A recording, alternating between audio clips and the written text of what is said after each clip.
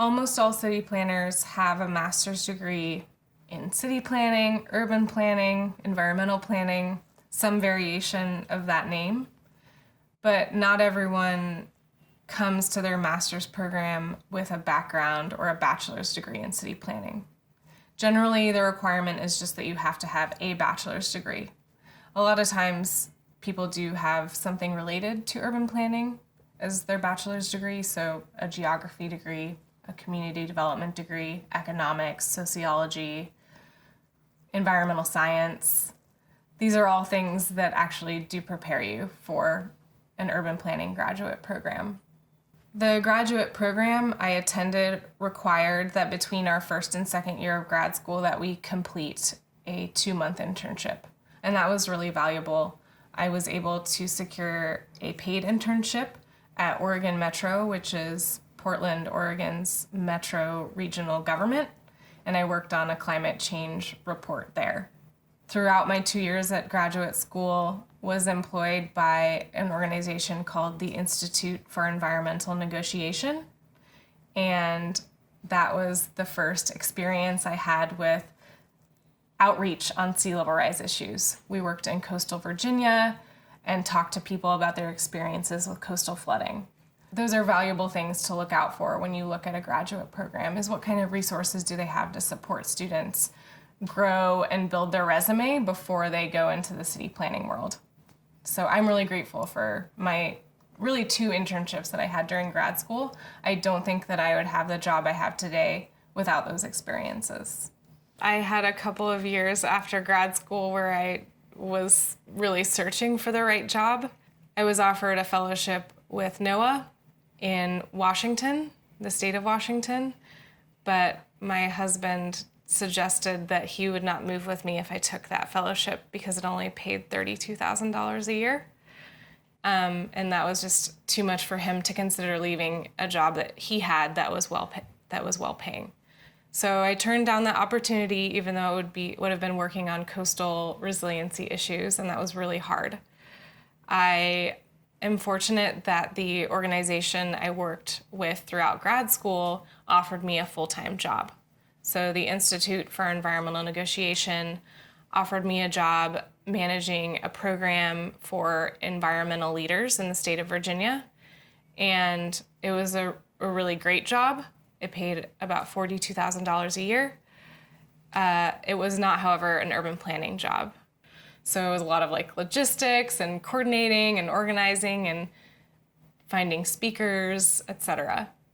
I do think that was actually really valuable in the end because as part of my work as a city planner, I, need to do a little bit of meeting logistics, workshop preparation, and those kinds of skills that I learned in the 1.5 years after grad school ended up being really valuable.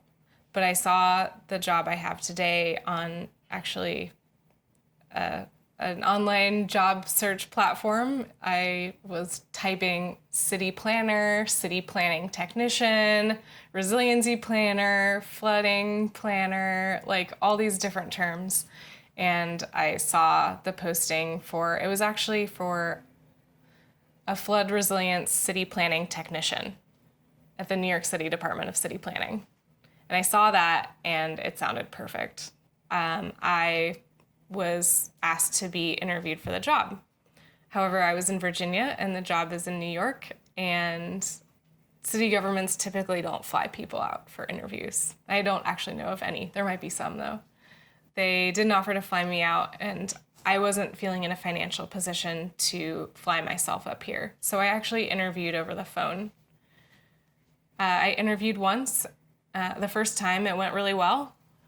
They then called my references, and my boss said really glowing things about me, which was really great. And then I sensed that maybe they were picking between a couple of candidates because they called for a second interview, which I now know is unusual. They typically only have one 1-hour interview session. I did a follow-up half-hour, 45-minute phone interview, and the following week, I was told I didn't get the job. That was really devastating because I thought, this is my perfect job. If I can't get my perfect job, what am I? What am I doing? A couple of days after they told me that I didn't have the job, they called to actually offer me the job. That was a little strange, but it turned out that the other person that they had chosen for the position fell through. That person already lived in New York City, and so I think it was easier for them to offer that person the job because that person could start right away. They had met that person face to face, and they were just more comfortable. I think it's really unfortunate that it almost came down to me not being able to be there in person for the reason I didn't get the job. Governments and nonprofits typically don't have the budget to fly people out for an interview. So if you're really interested in a job, if you think this might be your perfect job, which I'm not sure that there is such a thing, but if it's a job that excites you and that you think you might really enjoy, if I had to do it over again, and if I did this in the future, I would fly myself out for an interview. When employers are hiring city planners, of course, they're looking usually for a master's degree in city planning. The other skill sets that they're looking for are generally a familiarity with ArcGIS, which is a computer software to map data. City planners also need to be able to understand those maps, to understand the spatial display of information, how different information is distributed across neighborhoods and what that means, what the disparity or change of information means across neighborhoods. So that's actually something that almost all city planners know how to utilize, is this ArcGIS platform or another mapping computer platform.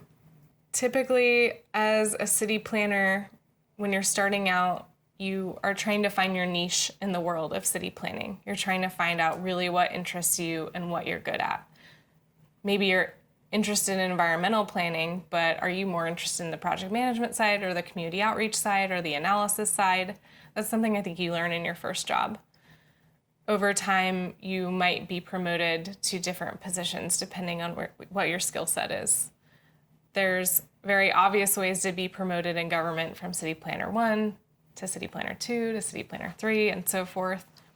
But if you want to move beyond government, you might work for a private company. You would make more money. Most likely, your title could be any variety of things: project manager, project director, assistant vice president, all these different titles that they're not always clear what the promotional titles are for city planner. So you kind of have to discern by reading the job description and by talking to people whether or not it's a good fit for you. I think most city planners do end up working for the government and staying working for the government. That's something that really draws city planners, is the prospect of serving their communities. However, there are better salary prospects if you look toward city planner jobs in the private world. And that might be working for like an international building or development firm that works on large-scale planning projects. They might work on large-scale city plans to support a city that doesn't quite have its own urban planning staff to complete a project. They might do environmental analysis that the city doesn't have the technical staff for. So a lot of times private firms end up actually supporting the city, or they're supporting a developer in their work. And the salary prospects at a private firm are much more lucrative. They work probably longer hours than I do at the city government. But eventually at a private firm, you might make $125,000 or $150,000 a year, especially as you get more senior in the role. In my ideal world, I would continue working on climate change planning issues in perpetuity. There aren't always job opportunities available to support that work. So I'm not sure what the future prospects are for someone working specifically as a resiliency planner. I think I can carry my skill set to any number of other jobs that I would also really enjoy. As long as I'm interfacing with the public in my work, I think I'll be really happy.